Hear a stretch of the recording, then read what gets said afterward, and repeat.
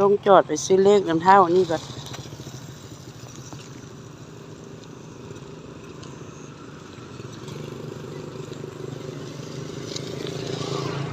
ลูกขายเลขหวะขายเลขเอาเลขหมามีอย่างแดโอ้เลขไก่ได้มีจักหูเลขไก่มี3 หูมีอย่างแดโอ้ยว้าวเดี๋ยวนี้บ่ซื้อบ่หาเลยคือว้าวไปคุยเลขไก่มีฮอด3 หูเลขหมามี5 หูมันจะไม่รอดวะแม่จะเอาหูละ10 หุ่น